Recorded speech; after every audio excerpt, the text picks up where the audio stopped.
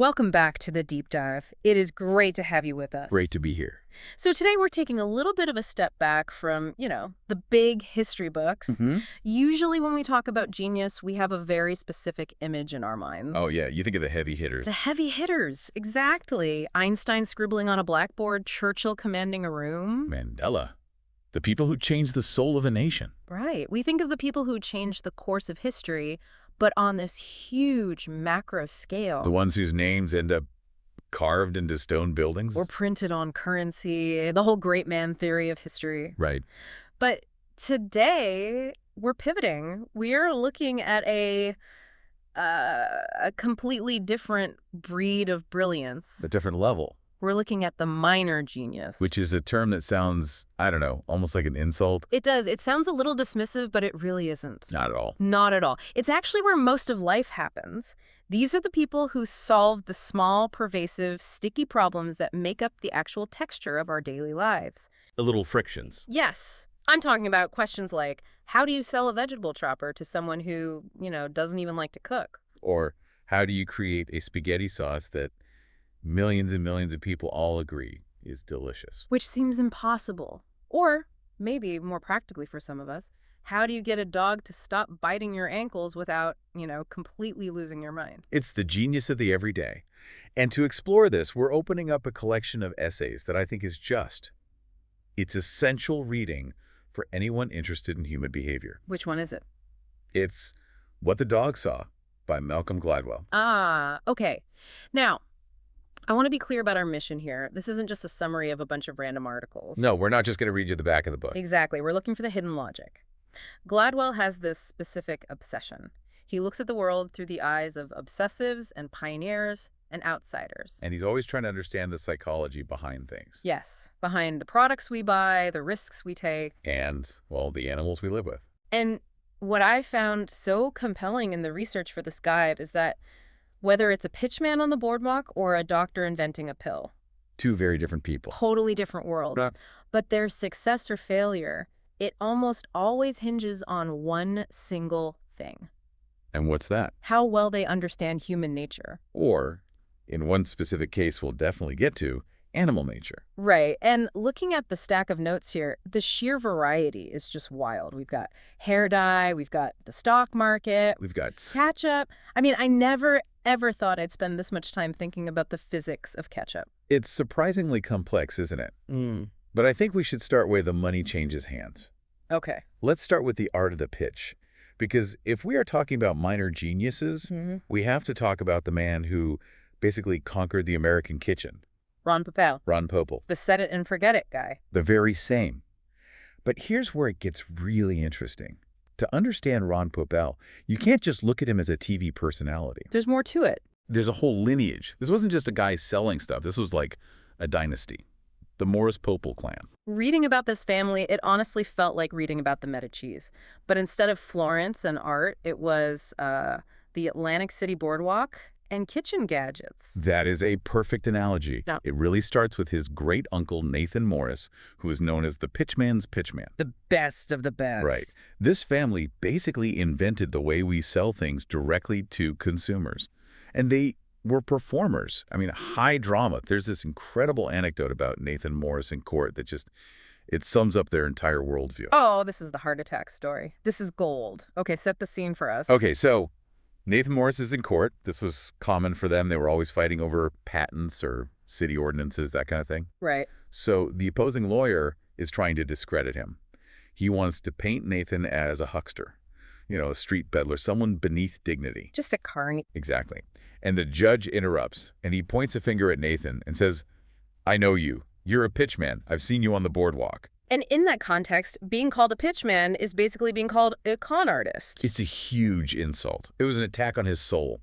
And Nathan Morris doesn't shrink away. He stands up, points his finger right back at the judge, and he shouts, No, I am a manufacturer. I am a dignified manufacturer. Wow. And the stress of defending his identity is so high that he collapses. Massive heart attack right there on the courtroom floor. No way. Oh. Talk about commitment to the bit. It was chaos. The judge feels terrible. He thinks he's killed a man. People are sobbing in the gallery. I can imagine. The case is settled the very next day, entirely in Nathan's favor. And then, miraculously, Nathan Morris makes a full recovery. A miraculous recovery. Immediately after the settlement is signed. That is show business. That is incredible. That is the pitch. Mm-hmm.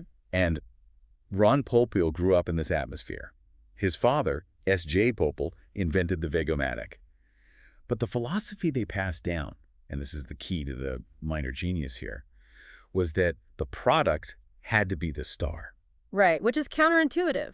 We tend to think sales is all about charisma.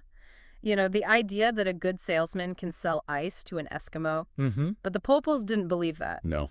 They believed the object had to speak for itself. There's a great story about Arnold the Knife Morris, another relative. Oh, yeah. He was selling a vegetable slicer, but he was actually terrible at using it. He was just butchering the vegetables, making a total mess on stage. So the demo was a disaster. A complete disaster. Yeah. But he still sold them by the gross. And when they asked him how, he said, "I know how to ask for the money." But what was really happening was the device itself, it disrupted the customer's life. Disrupted it how? What do you mean by that? Well, think about something like the Chop-O-Matic. It fundamentally changes the physical reality of cooking. It's an intervention into your daily routine. Right, you didn't do that before, and now you do. Exactly. And Ron Popeil realized that if you are going to disrupt someone's routine, you can't just put the box on a shelf in a store. You have to teach them how to use it. You have to, create a relationship with them. And this leads to that specific structure of the infomercial we all know and, sometimes love. Yes. The turn. Every pitchman knows about the turn. It's that crucial moment where you shift from being an entertainer, slicing the tomatoes, making the jokes, to being a businessman. You asked for the sale. You have to ask for the money. But Ron took it a step further. He realized that for a product to sell in huge numbers, the product itself had to be transparent. It couldn't be a mystery. Gladwell makes this fascinating comparison to the VCR. Do you remember how impossible VCRs were to program? I think my VCR was blinking 12.0 for about 15 years straight. Mine too. I never figured it out. Not once. Never. And Gladwell's argument is that the VCR failed, not technologically, but functionally, because it wasn't titched by a Popeil. It wasn't transparent. It was a black box. Literally. You put a tape in, you pressed a bunch of buttons, and you just hoped for the best. And it made you feel stupid. It did. It made you feel incompetent. Now compare that to Ron's masterpiece, the Showtime rotisserie. Okay, let's unpack that. If Ron Popeil designed the VCR, what would it have looked like? Okay, well, it would look and feel like the rotisserie. Think about the design choices Ron made. He fought tooth and nail with his engineers for a slanted glass door. A slanted one specifically? Yes. The engineers hated it. They said it lets heat escape, it's inefficient. But Ron insisted. Why? So you could see it? So you could see the chicken spinning, you could see it browning. It was proof. Visual proof. Exactly. He insisted on a specific rotation speed, 6 RPM. Not because that cooked the chicken fastest, but because 6 RPM made the browning look the most appetizing to the human eye. That is an insane level of detail. It's everything. He didn't include a thermostat because he didn't want the heating element clicking off. He wanted the customer to hear the constant, reassuring sizzle. So the machine itself was designed to be a continuous demonstration of its own success. That is the insight. That's the genius right there.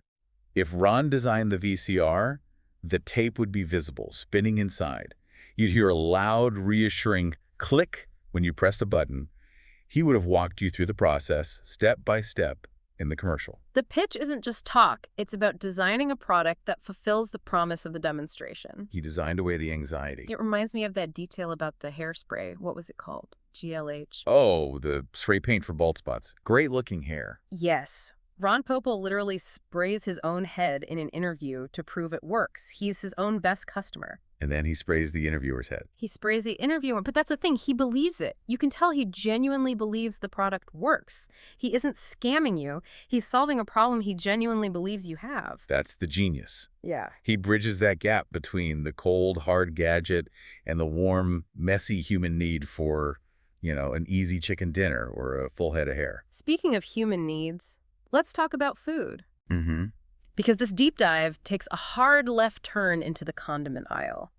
And I have to say, this section completely changed how I look at a burger. We are going to talk about the ketchup conundrum. Okay, so here's the setup for the listeners. You walk into any supermarket, you go to the mustard aisle. What do you see? Everything. You see Dijon, spicy brown, yellow, honey mustard, whole grain Bavarian. You have a million choices. It's a very diverse ecosystem, a healthy market. But then you walk maybe 10 feet to the ketchup aisle, and what do you see? Heinz. You see Heinz. Maybe Hunt's if you're trying to save a few cents. But basically, ketchup is a monopoly. Why? Why hasn't anyone disrupted ketchup the way they disrupted mustard? It is a great question. And to understand it, we first have to look at why mustard did change. And it's something we can call the Grey Poupon effect. Pardon me, would you have any Grey Poupon? The Rolls-Royce ads. Back in the 70s, mustard was just French's yellow mustard. That was it. That's all anyone bought. Then Grey Poupon came along and positioned mustard as an affordable luxury. Right, it made it sophisticated. It proved that people would pay more for sophistication in a jar. So logically, entrepreneurs looked at the ketchup monopoly and thought, hey, I can do the same thing. Enter a guy named Jim Wiggin. He creates something called World's Best Ketchup.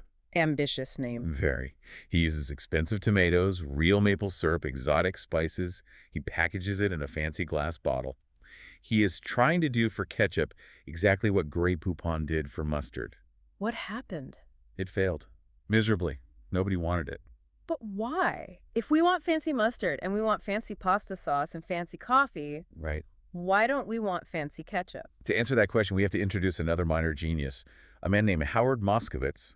He's a psychophysicist. A psychophysicist. That sounds like a made-up job from a sci-fi movie. It's very real. It's the study of how physical stimuli like sugar, salt, texture translate into psychological perceptions, into taste. And Howard Moskowitz is an absolute legend in the food industry. What did he do? He's the guy who discovered that there is no such thing as a perfect Pepsi. A perfect Pepsi. No, there are only perfect Pepsis. Plural. Plural. He did this famous work for Prego spaghetti sauce. At the time, Campbell's was really struggling. So Howard tested hundreds of variations of sauce on thousands of Americans all over the country. Okay. And he crunched the data, and he realized that people fell into three distinct groups. There wasn't one perfect sauce. There were three. Oh, were they? Plain, spicy, and extra chunky. And here's the kicker, right? Extra chunky sauce didn't exist in stores at the time. Not at all. No one sold it. The entire industry thought that authentic Italian sauce had to be smooth. That was the assumption. But Moskowitz's data showed that a third of the country was secretly craving chunks. Campbell's launched Prego Extra Chunky, and they made hundreds of millions of dollars. So Moskowitz's big insight is basically the mind knows not what the tongue wants. That's it, exactly.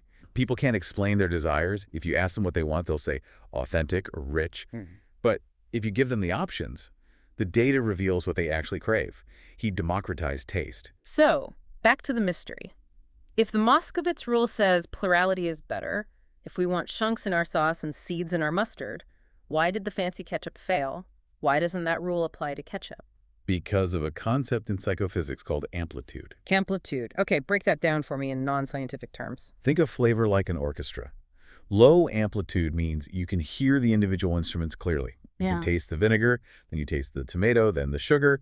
The flavor profile is spiky. Most gourmet foods are low amplitude. You want to be able to taste the specific high-quality ingredients. Right. And high amplitude. High amplitude is a wall of sound. The flavors blend so perfectly that you can't isolate a single element. It just tastes like itself. And Heinz ketchup. Heinz ketchup is the ultimate high-amplitude product. It's a masterpiece of blending. So it's not about the individual ingredients, it's about the total experience. It is. And scientifically, it's doing something almost no other food does. We have 5 fundamental tastes, right? Sweet, sour, salty, bitter, and umami. Umami being that savory, meaty taste from mushrooms or soy sauce. Or ripe tomatoes, exactly. Most foods hit 1 or 2 of those tastes, maybe 3 if it's really complex. Okay. Heinz ketchup hits all 5 at once. It pushes every single one of our primal sensory buttons simultaneously. Gladwell calls it the Esperanto of cuisine. The what of cuisine? The Esperanto of cuisine. It's a universal language. So when Jim Wiggin tried to make his fancy ketchup with maple syrup, he was breaking that balance. He was lowering the amplitude. He was making the flavor spiky. You could taste the maple syrup as a distinct note. And it turns out when it comes to ketchup, we don't want spikes. We want that perfect high-amplitude safety blanket. That explains so much about children. Oh, absolutely. Why kids are so obsessed with it. My kid will eat anything if it's drowning in ketchup. Yes, because children are neophobic. They are naturally afraid of new foods. It's an evolutionary defense mechanism. It's what stopped our ancestors from eating poison berries. Right. Don't eat the weird-looking thing. Exactly.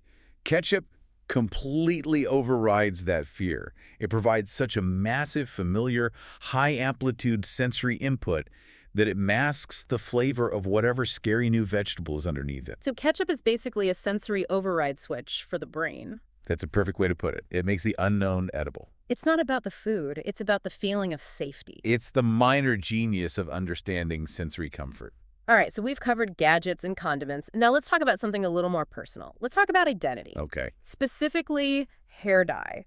Because this story is about way more than just covering up some gray. Oh, absolutely. This is the story of how advertising actually shaped and reflected women's identity in the 20th century. And we have two key figures here, two copywriters, Who are they? Shirley Polikoff and Ilon Specht. Okay, let's start with Shirley. We're in the 1950s. What's the status of hair dye? It's taboo. It's really looked down upon. Hair dye is for, quote, chorus girls and streetwalkers. So not for respectable women. Definitely not. But Shirley Polikoff, who is a copywriter at Foot, Conan Belding, has a problem. She's getting older. She feels like she should be a blonde, but she isn't. But she's not just fighting gray hair. She's fighting her background too, right? Yeah. There's more going on. Yes, that's a key part of it.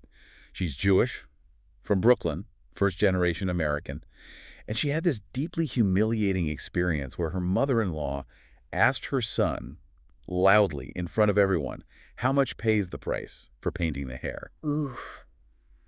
Shirley was mortified. She wanted to assimilate. She wanted to fit in, to pass. She calls this the useful fiction. The idea that you can fake it until you make it. So she's given the Clairol account, and she creates the campaign around her own anxiety. And the slogan is, Does she or doesn't she? Only her hairdresser knows for sure. it's such a famous slogan, but hearing the backstory, it's actually really ferocious. It's based in fear. It is. It's entirely based on shame and secrecy. And the ads reflected this. They featured models who looked like wholesome mothers, often pictured next to a child with the exact same hair color. To imply it's genetic. The visual message was, this looks so natural it could be genetic. The whole goal was for no one to know you did it. So it was about passing. Passing is younger, passing is a wasp, passing is natural. Exactly. But then, of course, the culture shifts. Big time. We get into the 1970s. Feminism. And we meet our second copywriter, Elon Specht. And she's the polar opposite of Shirley Polikoff. Completely. It's 1973. She's a 23-year-old copywriter at McCann. She's rebellious, she's loud, she's a feminist, and she's working on the L'Oreal account. And the men in the room just don't get it, right? Not at all. They want to do these boring comparison ads with technical charts. Or they want to position the woman in the ad as an object, something for men to look at. Okay. And Specht just gets angry, she gets fed up. She literally writes the ad in a fit of frustration. From a woman's point of view, she writes, I use the most expensive hair color in the world because I'm worth it. Because I'm worth it. Wow. That is a massive shift from does she or doesn't she? It's a complete 180-degree turn. Does she or doesn't she is all about what do men think. It's about deception. Right. Because I'm worth it. Right. Is about what do I think. It's about self-esteem. It's a declaration. It moved the woman from being the object to being the subject of her own life. Precisely. And it justified the higher price of L'Oreal, not because the product was technically better, but because you, the woman buying it, deserved it. It captured the anger and the ambition of the women's movement and put it in a bottle of hair dye. It's incredible how a single tagline can capture an entire social movement. And this connects to the work of another researcher mentioned in the text, a woman named Herta Herzog. She talked about the psychological furniture of our lives. What does that mean? It means that products aren't just utilities. They aren't just things we use. They have deep emotional meaning. She did this famous study on Alka-Seltzer. Oh, right. This led to the blahs. Yes. She discovered that people took Alka-Seltzer for two very different reasons. Stomach aches, which they felt were their own fault, from overeating. Guilt. And headaches, which they felt they were victims of due to stress from the outside world. Guilt and victimhood. Exactly. And she realized she needed a term to unify those conflicting feelings. So she coined the blahs. It covered everything. So these minor geniuses are really just psychologists in disguise. 100%. They're reading the collective unconscious and then offering a product as a solution to an emotional problem. Now, speaking of reading the unconscious and sometimes getting it spectacularly wrong, let's talk about risk. Because the deep dive moves from consumer psychology to life and death stakes. This is the section on the illusion of certainty. And we have this fascinating contrast between two financial minds, Nassim Taleb and Victor Niederhofer. Taleb is the black swan guy. Very famous now. Right. And Victor Niederhofer was this legendary, extremely eccentric trader. He's a champion squash player, fiercely competitive, a pure empiricist. What does that mean in this context? It means he believed that if you looked at the data hard enough, you could find the patterns. History repeats itself. He made his money by selling options. Which is often described as eating like a bird. Right. You pick up small crumbs, small, reliable profits every single day. It feels very steady. It feels very safe. You win 99 days out of 100. Then there's Nassim Taleb. Taleb looked at a strategy like Niederhofer's and was just terrified. Why? Because Taleb's entire philosophy is that you cannot predict the future by looking at the past. This is his famous turkey problem. The turkey problem. I love this analogy. Okay, so imagine you are a turkey. Every single day for 1,000 days, the farmer comes and feeds you. From your perspective, the statistical evidence is overwhelming. The farmer is my friend. The farmer loves me. The data is 100% positive. Your confidence level in the farmer's kindness hits its absolute peak on day 1,000. But day 1,001 is the Wednesday before Thanksgiving. Oof. The data betrays you in the worst possible way. That is the black swan, a rare, unpredictable event that changes everything. And Taleb argued that people like Niederhofer were turkeys. They were betting that the past predicts the future. They were risking blowing up. So what was Taleb's strategy? The opposite. The complete opposite. Taleb bleeds money daily. He buys options that only pay off if a disaster happens, if the market crashes. So he loses a little bit every day, drip, drip, drip. That must take nerves of steel. Absolutely. But if the market crashes, if the black swan appears, he makes a fortune. And what happened in the real world? In 1997, the Asian financial crisis hits. The market did something impossible, according to all the historical models. The Thanksgiving for the turkeys. Exactly. Niederhofer blew up, lost everything. Taleb, of course, thrived on the chaos. It's interesting because Taleb actually had a personal experience with its kind of impossible risk, didn't he? It wasn't just theoretical for him. Yes, and this is crucial to his worldview. He got throat cancer as a young non-smoker. The odds were something like 1 in 100,000. Wow. And being that statistic, it made him realize on a gut level that improbable doesn't mean impossible. Statistics don't protect the individual from the event. That is a chilling thought. It is. And this fundamental misunderstanding of nature and probability, it leads us to perhaps the most tragic story in this entire collection. John Rock and the birth control pill. This one blew my mind. I had no idea about the theology behind the pill's design. It's a heartbreaking example of a bad pitch having massive long-term medical consequences. John Rock was a devout Catholic. He co-invented the pill in the 1950s, but he desperately wanted the Catholic Church to approve it. So he tried to market it or pitch it as natural? He argued it was just an extension of the rhythm method. He used progestin, which he called nature's contraceptive. But here's the critical error. To make it look natural to the church, he designed the pill to mimic a monthly cycle. 21 days on, 7 days off. Exactly. That 7-day break was designed to induce a period. But there was no medical reason for that period. None whatsoever. When you are on the pill, the uterine lining doesn't build up very much. There is no biological need to shed it. Rock created that bleeding for one reason and one reason only: to make the pill look like a normal menstrual cycle to the Pope. It was theological marketing. And after all that, the Pope rejected it anyway. He did. The encyclical Humanae Vitae came out in 1968, banning the pill. Rock was devastated, but the consequences of his design remained. And his error was assuming that a monthly period is natural for women. Yes, but it isn't. Not really.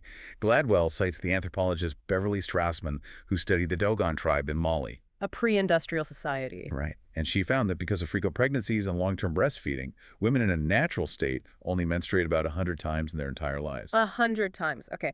And modern women? Modern women, because we limit family size and don't breastfeed as long, we menstruate about 400 times. 400. That is a massive difference. It's huge. And this state is sometimes called incessant ovulation. And every time you ovulate and menstruate, there is cellular division and stress on the reproductive system. This significantly increases the risk of ovarian and endometrial cancer. And the pill, by its very nature, stops ovulation. It does. which means that if it's taken continuously without that 7-day break that Rock invented, the pill is a massive cancer preventer. So by trying to make the pill look natural to the church, Rock actually made it less medically beneficial for women. Precisely.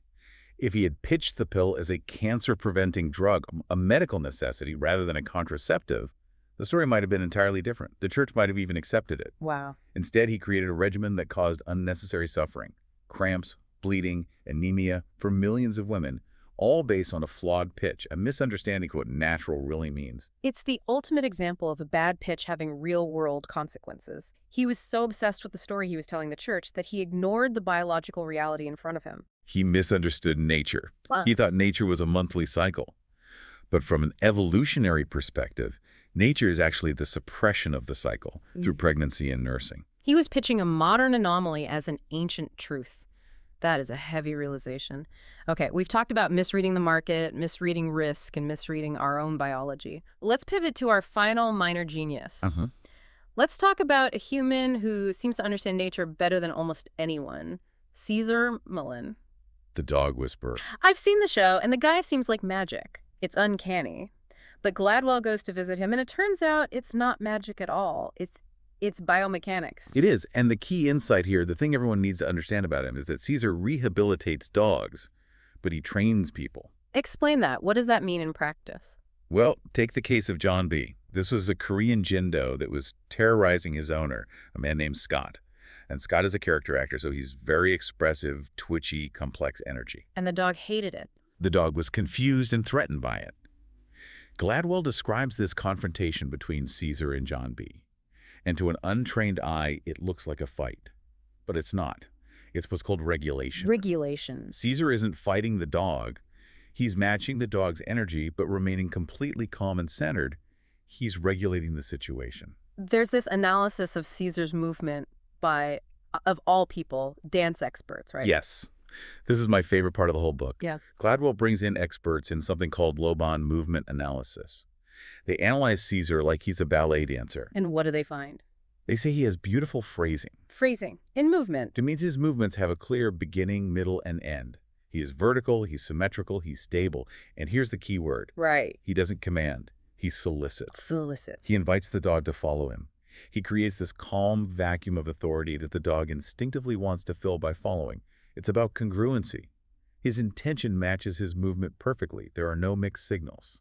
And there's an experiment that shows dogs are uniquely attuned to this, even more than chimps. Way more. Experiments show dogs are obsessed with humans. They are absolute experts at reading our physical cues. One researcher called humans giant walking tennis balls from a dog's perspective. I love that image. They just watch us constantly for information. But that puts a lot of pressure on us to give them the right information. It does. Because the problem is, humans send conflicting signals all the time. When we get nervous, like Scott the actor, we tense up our shoulders, we stare, we hold our breath. Which we think is us trying to be calm and assertive. Right. But to a dog, staring and holding your breath is pure aggression. It's the stillness before an attack. So Scott thinks he is being nice and calm, but his body is screaming, I'm about to strike. So the dog attacks first out of what it perceives as self-defense. Exactly. And then Caesar comes in, he breathes from his diaphragm, he lowers his center of gravity, and the dog almost immediately relaxes. Because finally, the signal is clear. So the lesson is that presence, true authority, isn't about domination. It's about clarity. It's about being congruent. That's it.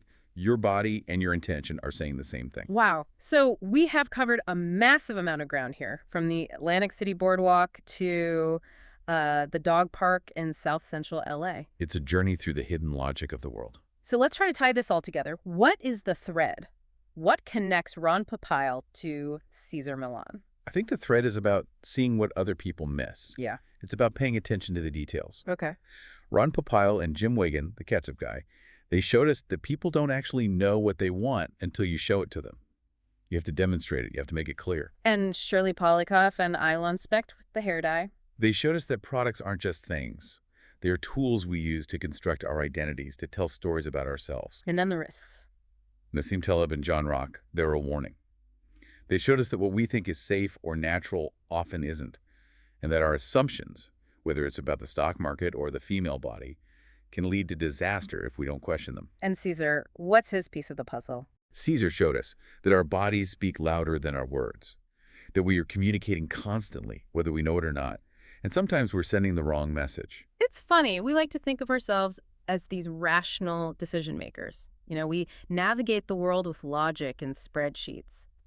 But these stories suggest that we're actually guided by all these hidden forces, by sensory amplitudes, by evolutionary history, by subconscious movement cues, and honestly, by the simple desire to believe a good pitch. It really makes you wonder if we stopped looking at the stars, the big geniuses, the headlines, and we started looking at what the dog saw, the details, the minor geniuses all around us, what else would we realize we've been getting wrong all this time? That is the question, isn't it? The minor genius is the one who stops looking at the huge statue in the middle of the square and starts looking at the pigeons on the ground. Something to chew on the next time you use a vegetable chopper or walk your dog. That's it for this deep dive. Thanks for listening. See you next time.